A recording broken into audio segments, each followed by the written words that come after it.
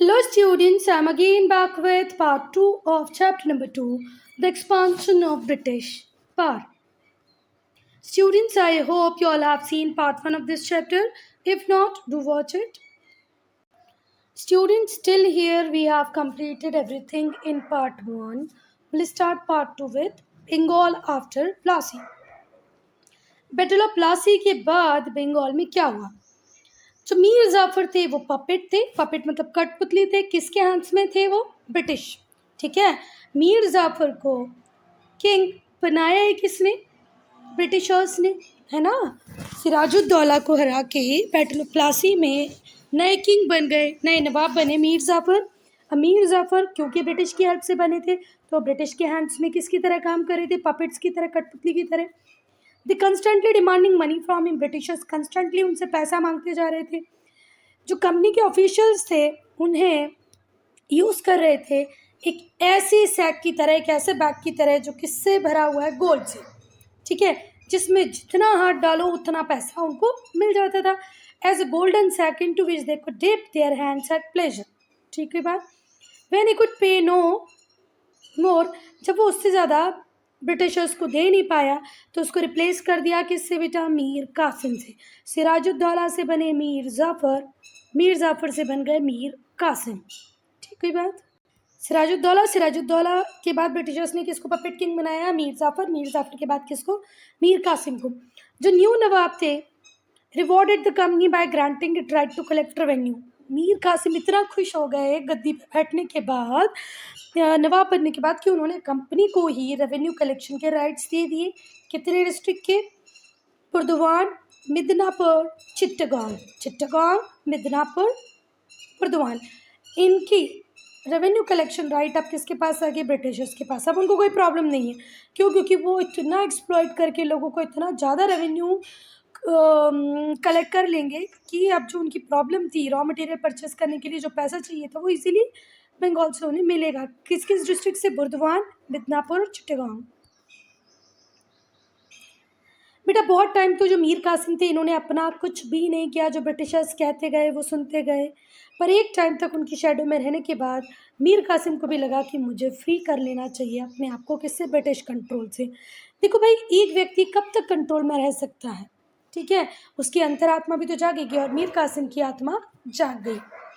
उन्होंने वो ऑफिशियल्स जो ब्रिटिश को फेवर करते थे अपनी कोर्ट में, उन सबको डिसमिस किया। उसने यूरोपियन एक्सपर्ट को हायर किया कि भैया आओ और मेरी आर्मी को ट्रेन करो। It means now Mir Qasim started training as army with the help of Europeans. Even he has dismissed the people who was in support of Britishers. उसने जितनी भी ड्यूटीज़ और इंटरनल ट्रेड पे जितनी भी ड्यूटीज़ थी, है ना, जितनी भी ड्यूटीज़ थी किसके ऊपर? इंटरनल ट्रेड के ऊपर, सबको एबलिश कर दी। इससे क्या होगा? देखो बेटा, अभी तक तो हम किसको इससे बेनिफिट दे रहे थे? ब्रिटिशर्स, यूरोपियंस को बेनिफिट दे रहे थे कि आप टैक्स फ्री ट्रेड कर सकते हो। अब हमने हमारे इंडियंस को भी दे दिया, so that Indian and British merchants को ट्रेड ऑन इक्वल टर्म्स, जिससे कि वो दोनों इक्वल टर्म में ट्रेड कर सके। और ये ब्रिटिश मर्चेंट्स के लिए अनएक्सेप्टेबल था। क्यों? क्योंकि अब जब इंडियन और ब्रिटिश एक साथ में ट्रेड करेंगे, दोनों को ड्यूटी से एग्जम्पशन मिल जाएगा, तो कंपटीशन बढ़ जाएगा। अब ब्रिटिशर्स हुए किससे? मीर कासिम से गुस्सा, क्योंकि ये ब्रिटिश मर्चेंट्स की मोनोपोली को ख़त्म कर रहा था, जिससे उनके प्रॉफिट्स बहुत ज़्यादा कम होते जा रहे थे। तो ब्रिटिशर्स को मीर कासिम का डिसीजन बिल्कुल समझ नहीं आया। The British now decided to depose Mir Qasim. अब ब्रिटिशर्स ने डिसाइड कर लिया कि भाई अब हम मीर कासिम को ज़्यादा दिन तक नवाब बने रहने नहीं दे सकते, नहीं तो ये तो भैया हमारा प्रॉफिट बिल्कुल ख़त्म कर देगा। अब ब्रिटिशर्स ने फाइनली डिसाइड कर लिया कि भाई अब हम डिपोज करेंगे, पोस्ट से हटा देंगे किसको? मीर कासिम को। ठीक है, नाउ बैटल ऑफ बक्सर 1764 में हुआ। Battle of Buxar, British defeated Mir Qasim in a series of battle. Mir Qasim को बहुत सारे वॉर में हरा दिया किसने? ब्रिटिशर्स ने। मीर कासिम भाग गए कहाँ पर? अवध पहुँचे। मीर कासिम भाग कर कहाँ पहुँचे? अवध। वहाँ पर उन्होंने अलायंस बनाया शुजा-उद-दौला के साथ, जो नवाब थे अवध के। शाह आलम टू जो थे मुगल एम्परर, ठीक है बात। 1764 में मीर कासिम जो बार बार हार गए थे ब्रिटिशर्स से, वो भाग कहाँ पहुंचे अवध। उन्होंने वहाँ पे अलायंस बनाया, मतलब गठजोड़ बनाया। किसके साथ बनाया? सुजाउद्दौला जो नवाब ऑफ अवध थे, शाह आलम टू जो कौन थे? मुगल एम्परर थे। और इनकी जो कंबाइंड आर्मीज थी वो कहाँ मिली? बक्सर में। कब मिली? 22 अक्टूबर 1764, 22 अक्टूबर 1764। इंडियन आर्मी फिर से हार गई। टीटी साइन हुई शाह आलम टू और ब्रिटिशर्स के बीच में। शाह आलम टू ने कंपनी को दीवानी राइट दे दिए, कहाँ के? बंगाल के, बिहार के और उड़ीसा के। ठीक है। Treaty was signed and Shah Alam granted the company the diwani of Bengal, Bihar, Orissa, now Odisha. Sujauddola was made to pay 50 lakh rupee as a war damage. और सुजाउद्दौला को बोला भैया आप लड़े हो ना, चलो आपके लड़ने के कारण हमारा 50 लाख रुपए का जो नुकसान हुआ है उसको आप पे करो। सुजाउद्दौला के पास कोई ऑप्शन नहीं थे, बोले okay. Mir Qasim was deposed and Mir Jafar was made the Nawab. फिर से मीर कासिम को हटा के किसको नवाब बना दिया? मीर जाफर। सिराजुद्दौला से मीर जाफर, मीर जाफर से मीर कासिम, मीर कासिम से फिर कौन आ जाएंगे बेटा? मीर जाफर। जो बैटल ऑफ बक्सर था बहुत ही डिसिसिव बैटल था इंडियन हिस्ट्री में।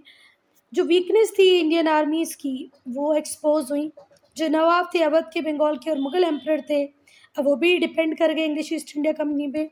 जो टोटल फाइनेंशियल कंट्रोल था रिच ईस्टर्न प्रोविंस पे वो किसको मिल गया? ब्रिटिश को मिल गया। मतलब ब्रिटिशर्स के पास बहुत पैसा है, बहुत रिसोर्सेज हैं नेक्स्ट राउंड ऑफ एक्सपांशन के लिए।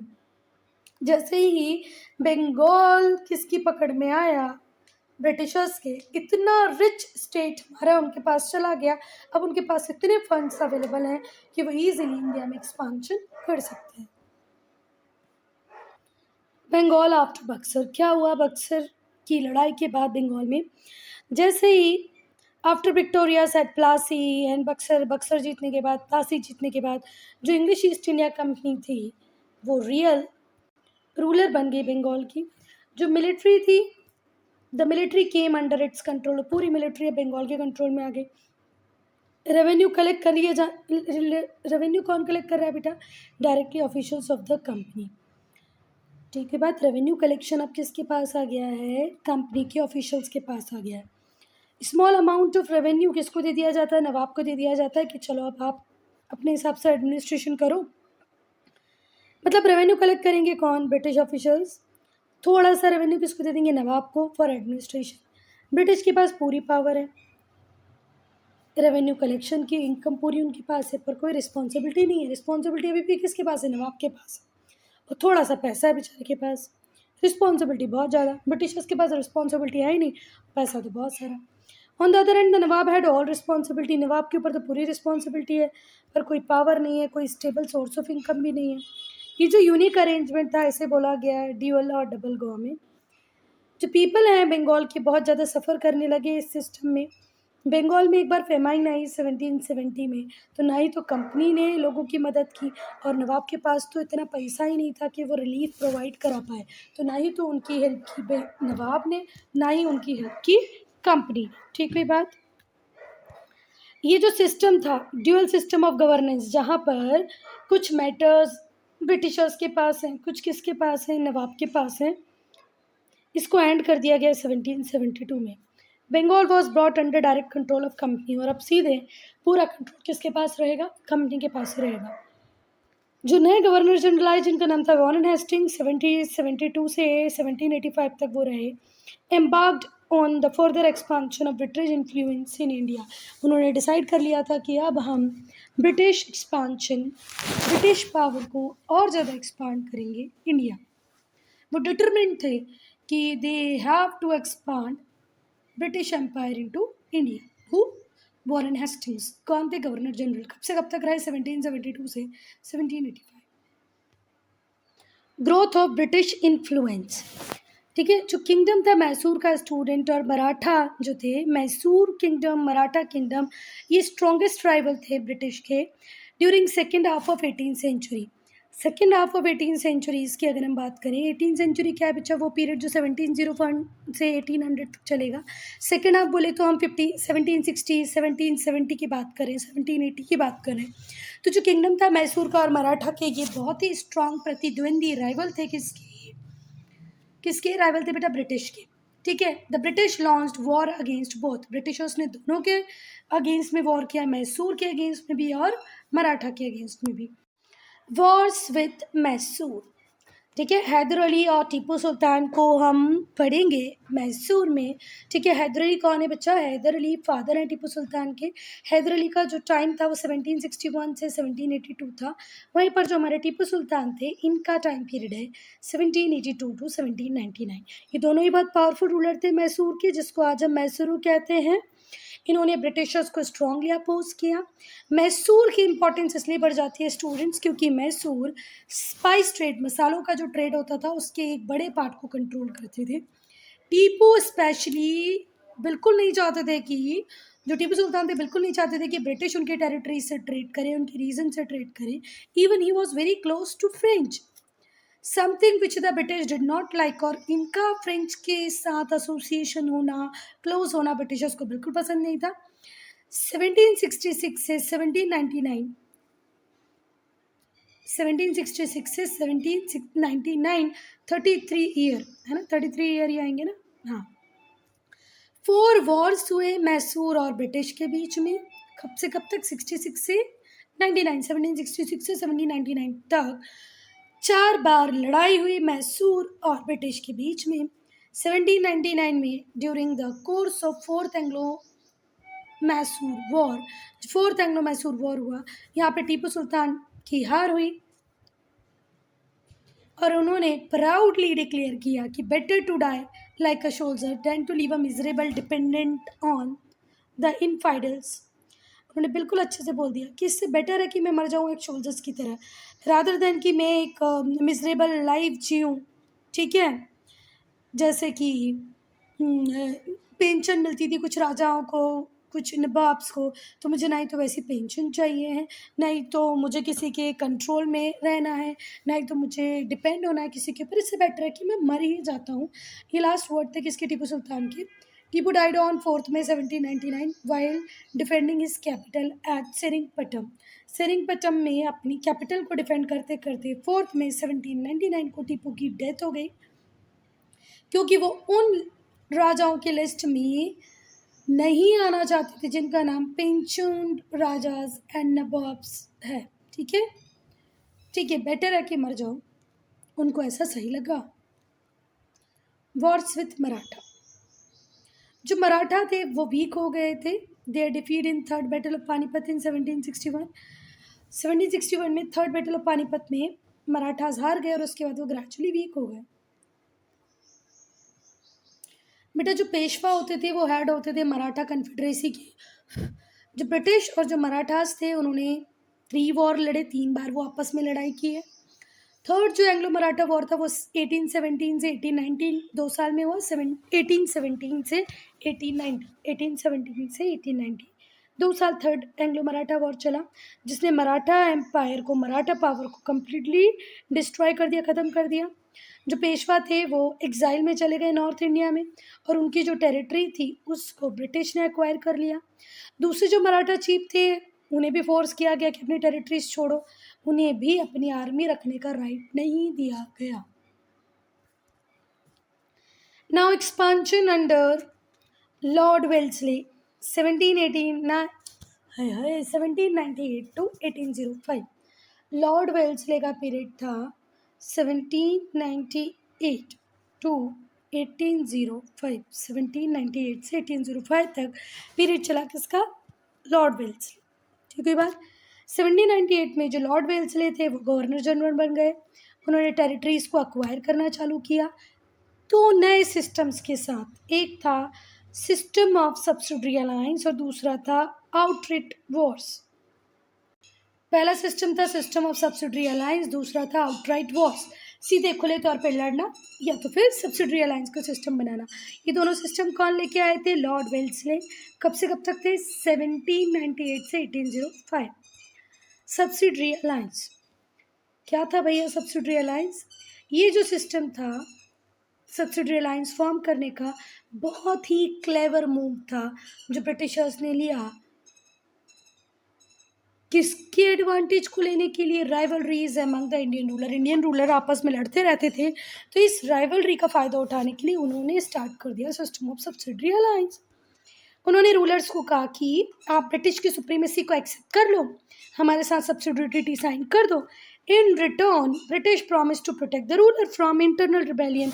और ब्रिटिशर्स ने बोल दिया कि तुम्हारे ऊपर कोई हमला करे, तुम्हारे किंगडम में इंटरनल रिबेलियन हो, हम सब से तुम्हें सेव रखेंगे, बस तुम हमारी सुप्रीमेसी को एक्सेप्ट कर लो, साथ ही हमारे साथ ट्रीटी साइन कर लो।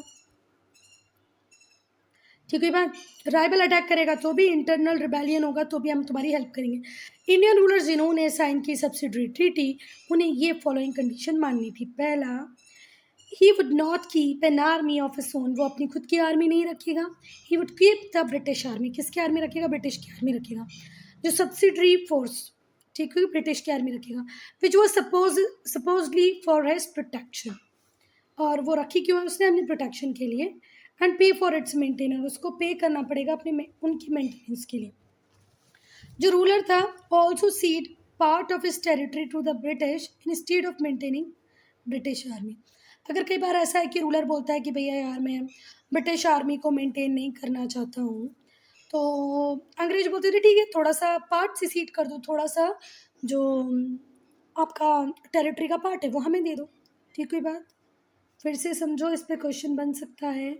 सब्सिडरी अलायंस में ब्रिटिशर्स एक किंग को प्रॉमिस करते थे कि तुम्हारी कंट्री में जब भी इंटरनल रिबेलियन होगा हम तुम्हारे साथ खड़े, राइवल अगर तुम्हारे ऊपर अटैक करेगा तो भी हम खड़े, बस आपको एक काम करना है, अपनी आर्मी मेंटेन नहीं करनी है, ब्रिटिश की आर्मी मेंटेन करनी है, उनकी मेंटेनेंस का खर्चा आपको ही उठाना है, और अगर आप आर्मी को मेंटेन नहीं करना चाहते तो कुछ पार्ट ब्रिटिश को दे दो अपनी टेरिटरी का।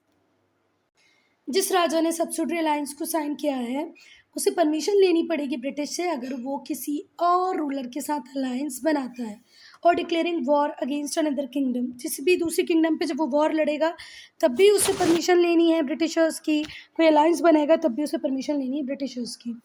जो ब्रिटिश ऑफिसर्स थे जिन्हें हम रेसिडेंट कहते थे, वो रूलर्स के कोर्ट में रहेंगे। जैसे सपोज करो आपने अगर सब्सिडरी अलायंस साइन किया है तो एक ब्रिटिश ऑफिशियल, एक रेसिडेंट, वो आपके कोर्ट में हमेशा रहेगा।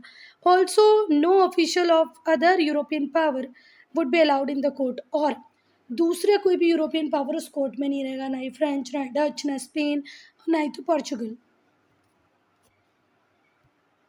अब यहाँ पर क्वेश्चन पूछा है, why did the British insist on disbanding the army of subsidiary state, जिसको भी सब्सिडरी स्टेट बनाया उसकी आर्मी को बैन क्यों किया, डिसबैन क्यों किया? Because they want there troops maintained by the king. ठीक है, उनकी ट्रूप्स को वो मेंटेन कराना चाहते थे किंग से, इस वजह से उन्होंने किंग की खुद की आर्मी को डिसबैंड कर दिया। अच्छा एक और बात है, if the troops of British maintained by the king then they became loyal for Britishers also, but if the king is maintaining their own army they have nothing to do with British. तो British चाहते थे कि army वो maintain भले कोई भी करे पर लॉयल्टी वो आर्मी की किसके टुवर्ड्स हो? ब्रिटिश के टुवर्ड्स। सब्सिडी अलायंस इतना फ़ायदे वाला अरेंजमेंट रहा ब्रिटिशर्स के लिए कि उन्होंने अपनी बहुत बड़ी आर्मी मेंटेन कर ली, खुद का कोई कॉस्ट नहीं लगा, इंडियन रूलर के कॉस्ट पे ब्रिटिशर्स ने अपनी आर्मी को मेंटेन किया। ये क्वेश्चन का आंसर भी हो सकता है। Without any cost, they have maintained their large army on the cost of Indian rulers. They indirectly control the defense and foreign affairs of the protected ally, जिसको उन्होंने प्रोटेक्शन दी है, जिसके साथ सब्सिडरी अलायंस साइन किया है, उसको defence, उसके defence को, उसके फॉरेन अफेयर्स को प्रोटेक्ट किया, और ओवरथ्रो किया रूलर्स को, उनकी टेरिटरी को एनेक्स किया जब उनकी इच्छा हुई तब। जो रेसिडेंट होते थे वो भी इंटरफियर करते थे इंटरनल मैटर्स में, किंग के जितने भी इंटरनल मैटर्स होते थे उसमें बहुत ज़्यादा इंटरफेरेंस होता था किसका? रेसिडेंट का। ऑन द अदर एंड जो इंडियन रूलर्स थे जिन्होंने सब्सिडरी अलायंस को एक्सेप्ट कर लिया था वो टोटली ब्रिटिशर्स पे डिपेंड कर गए, वो कोई भी डिसीज़न इंडिपेंडेंटली नहीं ले सकते थे, और जो आर्मी को मेंटेन करने का हाई कॉस्ट था वो भी उन्हें बहुत परेशान कर रहा था। रेसिडेंट भी कंस्टेंट डिमांड करता रहता था, जो उनकी ट्रेजरी को ड्रेन कर रहा था, खाली कर रहा था। जो नवाब थे उन्होंने सब्सिडरी ट्रीटी को साइन किया। पहली जो ट्रीटी साइन हुई वो निज़ाम ऑफ हैदराबाद के साथ हुई 1798 में। 1801 में नवाब ऑफ अवध के साथ साइन हुई। ठीक है बात। The company sign the first subsidiary treaty with Nizam. पहली ट्रीटी किसके साथ साइन की? निज़ाम के साथ। दूसरी 1801 में अवध के नवाब के साथ। पहली कब साइन हुई थी? 1798 में। पेशवा बाजीराव ने भी ट्रीटी साइन की। Peshwa Bajirao to sign the subsidiary treaty at Bassein in 1802। Many chiefs of Rajputana, Rajputana के भी जितने भी चीफ थे बेटा, उसमें से भी बहुत सारे चीफ्स ने एक्सेप्ट कर लिया ब्रिटिश सुप्रीमेसी को और ट्रीटी साइन करना स्टार्ट कर दिया। इस वजह से जो ब्रिटिश थे वो एक सुप्रीम पॉलिटिकल पावर बन गए इंडिया की। तो मतलब सब्सिडरी अलायंस तो बेस्ट रहा इनके लिए। ब्रिटिश एक्सपांशन फ्रॉम 1805 टू 1848, ये जो पर्टिकुलर पीरियड है ये ब्रिटिशर्स के लिए बहुत ही अच्छा रहा, हमारे लिए नहीं, ब्रिटिशर्स के लिए, क्योंकि अब ब्रिटिशर्स साउथ ईस्ट एशिया में एक्सपांशन कर रहे हैं। ब्रिटिशर्स ने जावा और सुमात्रा जीत लिया डच से। ठीक है। दे ऑल्सो ऑक्यूपाइड सिंगापुर, उन्होंने सिंगापुर को भी ऑक्यूपाई कर लिया, सेरावैक को भी ऑक्यूपाई कर लिया, जो कहाँ के पार्ट थे? मलाय पेनिनसुला की। ये जो जीत थी, ये जो कॉन्क्विस्ट थी, ये जितनी भी जीत यहाँ पर ब्रिटिशर्स ने ली, भले वो सिंगापुर जीता हो या जावा जीता हो, ये जो कॉन्क्वेस्ट थी, इस कॉन्क्वेस्ट की वजह से एक बहुत बड़ी नेवल पावर के रूप में, नेवल सुप्रीमेसी के रूप में ब्रिटिशर्स इस रीजन में जाना जाने लगा और ये पूरी तरह साउथ ईस्ट एशिया के ट्रेड को भी कंट्रोल करने लगा। जो किंगडम थी नेपाल की, वर्मा की, उनको भी डिफीट किया and forced to secede their territories, उनकी भी थोड़ी थोड़ी टेरिटरीज ब्रिटिशर्स ने ले ली। नॉर्थ वेस्ट में जो ब्रिटिश थे, ब्रिटिश अपना इन्फ्लुएंस रिवर सतलज तक फैला चुके थे। कहाँ पर? नॉर्थ वेस्ट में। नॉर्थ वेस्ट में कहाँ तक पहुँच गए ब्रिटिशर्स? रिवर सतलज तक। 1843 में जो ब्रिटिश थे उन्होंने सिंध को भी एनेक्स कर लिया। Punjab amongst the few Indian kingdoms, जो थोड़ी सी इंडियन किंगडम्स बची थी जो कि इंडिपेंडेंट थी, उसमें से एक पंजाब था। देखो ऑल इन ऑल सबने तो क्या ब्रिटिश की सुप्रीमेसी को एक्सेप्ट कर लिया, पर कुछ इंडिपेंडेंट किंगडम थी, उसमें से पंजाब एक था। इसको रूल कर रहे थे महाराजा रंजीत सिंह। उनके फ्रेंडली टर्म्स थे ब्रिटिशर्स के साथ। उन्होंने एक स्ट्रॉन्ग आर्मी बना रखी थी, ट्रेन थी यूरोपियन फोर्सेस की तरह ही। जब तक वो जिंदा रहे ब्रिटिशर्स ने उनके मैटर्स में इंटरफेयर नहीं किया, उनके अफेयर्स में इंटरफेयर नहीं किया। पर जैसे ही महाराजा रंजीत सिंह की डेथ होती है 1839 में, स्ट्रगल चालू हो जाता है। ब्रिटिश अब पंजाब को भी एक्वायर करने की कोशिश करते हैं। 1843 में Dilip Singh, son of Maharaja Ranjit Singh, succeeded to the throne. अब थ्रोन इनको मिल गया है, किसको? महाराजा दिलीप सिंह को। ये है महाराजा रंजीत सिंह, ये है महाराजा दिलीप सिंह। महाराजा रंजीत सिंह के बाद किसको मिला ताज? दिलीप सिंह को। ब्रिटिश ने दिलीप सिंह को डिफीट किया, हरा दिया और पंजाब को एनेक्स कर लिया 1849 में। एक्सपांशन अंडर लॉर्ड डलहौजी, ये भी बड़े ही क्रूअल थे, बहुत ही क्या बोलना चाहिए, चालाक थे, है ना। इन्होंने एक ऐसी पॉलिसी लाई जिस पॉलिसी को हम बोलते हैं डॉक्ट्राइन ऑफ लैप्स। जितना नुकसान हमने सब्सिडरी अलायंस में देखा, उससे भी ज़्यादा हमने किस में देखा? डॉक्ट्राइन ऑफ लैप्स में। Doctrine of lapse. जैसे ही गवर्नर जनरल बने हमारे लॉर्ड डलहौजी 1848 में, उन्होंने फाइनल स्टेज ऑफ एनेक्सेशन शुरू किया। उन्होंने इस डॉक्ट्राइन ऑफ लैप्स की पॉलिसी को डिवाइड किया। ये पॉलिसी क्या थी? अगर कोई राजा जिसने सब्सिडरी स्टेट है, जिसने सब्सिडरी अलायंस को साइन किया हुआ है, अगर उसकी डेथ हो जाती है विदाउट अ नेचुरल हायर, उसका कोई अपना बायोलॉजिकल बेटा या बेटा नहीं होता, बेटी नहीं, सिर्फ बेटा नहीं होता, अगर उस राजा जिसने सब्सिडरी अलायंस साइन किया हुआ है, जो सब्सिडरी स्टेट का राजा है, अगर वो मर जाए बिना अपने नेचुरल हायर के, उसका कोई बायोलॉजिकल बेटा नहीं हो, तो जो टेरिटरी होगी वो ऑटोमेटिकली उसके एडॉप्टेड हायर को पास नहीं होगी, जबकि कि वो लैप्स हो जाएगी। That is became the part of British dominion. मतलब अगर आपका बायोलॉजिकल बेटा नहीं है तो आपकी टेरिटरी किसको चली जाएगी? ब्रिटिशर्स को। अगर आपका कोई एडॉप्टेड सन है भी तो हम ब्रिटिशर्स बोलते थे कि हम उसको राजपाट किंगडम नहीं देंगे, आपका खुद का है तो ठीक है, नहीं तो वो अंग्रेजों का हो जाएगा। Unless the adoption had been earlier approved by the British.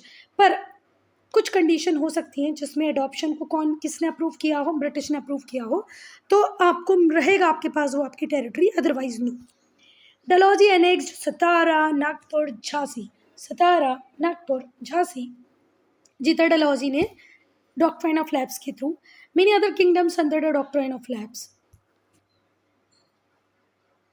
Think and answer question है, what prompted the Rani of Jhansi to fight against the Britishers. किस वजह से रानी ऑफ झांसी लड़ाई की ब्रिटिश से? Because she wanted the recognition of his adopted son by the Britishers, कि Britishers उसके adopted son को रिकॉग्निशन दे दें और टेरिटरी झांसी की उनके कंट्रोल में ही रहने दें. ठीक है बात, वो झांसी को अक्वायर ना करें. Because she wanted recognition for his adopted son. Okay, she don't want to give her territory to the Britishers. Awadh. Awadh की अगर हम बात करें तो एक और प्रीटेक्स्ट यूज किया डलहौजी ने अवध को एक्वायर करने के लिए कि अवध में मिस गवर्नमेंट हो रही है. जो नवाब वाजिद अली शाह हैं, जो अवध के नवाब हैं, उनके ऊपर अक्यूज, उनके ऊपर चार्जेस लगा दिए कि आप मिसरूल कर रहे हो, रिफॉर्म्स इंट्रोड्यूस नहीं कर रहे हो. अवध को एनेक्स कर लिया 1856 में. इसकी वजह से बहुत अनरेस्ट हुआ इंडियन सोल्जर्स में जो कि ब्रिटिश आर्मी में थे, क्योंकि बहुत सारे ब्रिटिश सोल्जर्स अवध से ही आते थे और आसपास के गांव सराउंडिंग कंट्री साइड से आते थे. आसपास जो कंट्री साइड विलेज एरिया हैं, अवध से बहुत सारे सोल्जर्स आते थे. तो उनको ये बात बिल्कुल अच्छी नहीं लगी कि भैया आपने हमारे नवाब की पावर को छीन लिया. दे रिवोल्टेड अगेंस्ट द ब्रिटिश. उन्होंने ब्रिटिश के अगेंस्ट में रिवोल्ट किया. हम रिवोल्ट को हिस्टोरिक अपराइजिंग लेसन 6 में पढ़ेंगे. Why did Dalhousie need an excuse to annex Awadh. उसने कौन सा एक्सक्यूज दिया बच्चा? मिस रूल, मिस गवर्नेंस का एक्सक्यूज दिया है ना. और अवध एक इतनी बड़ी टेरिटरी थी जिसको अक्वायर करना एक बहुत बड़े पार्ट को अक्वायर करने जैसा ही था. Structure of administration. एक बार ब्रिटिश ने स्टार्ट कर दिया टेरिटरीज को एनेक्स करना इंडिया में, तो उन्हें रियलाइज़ हुआ कि भैया हमें तो एक प्रॉपर सिस्टम एडमिनिस्ट्रेशन का यहाँ लेके आना पड़ेगा. अगर हमें प्रॉपर कंट्रोल रखना है कॉन्कॉर्ड रीजन पे, जिन रीजन्स को जीत लिया है उनके ऊपर अगर प्रॉपर कंट्रोल करना है तो एडमिनिस्ट्रेशन का एक नया सिस्टम तो लाना ही पड़ेगा. तो उन्होंने पॉलिसीज़ बनाना चालू कर ली किसको, ये टेरिटरीज को गवर्न करने के लिए. ये जो पॉलिसीज़ थी उन्हें डिज़ाइन किया गया इस तरीके से to consolidate British rule in India, जिससे कि जो ब्रिटिश रूल है ज़्यादा स्ट्रॉन्गली कंसोलिडेट हो जाए कहाँ पर, इंडिया में. Welfare of common people was never priority for them. पर उन्होंने कॉमन पीपल के बारे में कभी नहीं सोचा. कंपनी क्या चाहती थी? उसके प्रॉफिट को बढ़ाना, प्रॉफिटेबिलिटी को बढ़ाना टेरिटरीज से हेल्ड इन इंडिया. वो चाहते थे increase its profit from trade, trade से उनका प्रॉफिट बढ़ जाए. Increase the profitability of the territories it held in India. वो सारी टेरिटरीज ब्रिटिशर्स के कंट्रोल में, उनकी प्रॉफिटेबिलिटी बढ़ जाए. Strengthen its hold to over India, पूरे इंडिया को अक्वायर कर ले. British divided the territories. जो टेरिटरीज उनके पास थी, जिनका कंट्रोल उनके पास था, उनको उन्होंने डिवाइड कर दिया. 3 of these were Bengal. Bombay को आज हम मुंबई बोलते हैं, मद्रास को आज हम चेन्नई बोलते हैं. Bengal, Bombay and Madras. They were called presidencies. इन्हें प्रेसिडेंसीज कहा गया. हर प्रेसिडेंसी को एडमिनिस्ट्रेट करने के लिए गवर्नर लाया गया, with the governor general acting as the overall head. Governor general overall head होगा, पर एक गवर्नर भी होगा. 3 गवर्नर और एक ओवरऑल जनरल गवर्नर. जो डिस्ट्रिक्ट्स थे उनको देखने के लिए कलेक्टर का अपॉइंटमेंट हुआ. वो रेवेन्यू कलेक्शन को देखता, ओवरऑल एडमिनिस्ट्रेशन को देखता डिस्ट्रिक्ट के. जो डे टू डे एडमिनिस्ट्रेशन था उसके लिए 4 एजेंसीज बनाएंगी. पहली सिविल सर्विस, जनरल एडमिनिस्ट्रेशन के लिए. आर्मी, प्रोटेक्शन के लिए. वो टेरिटरीज जो ब्रिटिश के पास है उनके प्रोटेक्शन के लिए आर्मी बनाएंगी. Police for the maintenance of law and order, नियम कानून बना रहे उसके लिए व्यवस्था बनी रहे police. Judiciary to dispense justice, justice बनाए रखने के लिए judiciary. Police for law and order, army for protection, civil service for general administration. Students, I'm ending this video here only. If you have any doubt, any problem, to write in comment section. We'll discuss civil service in next video.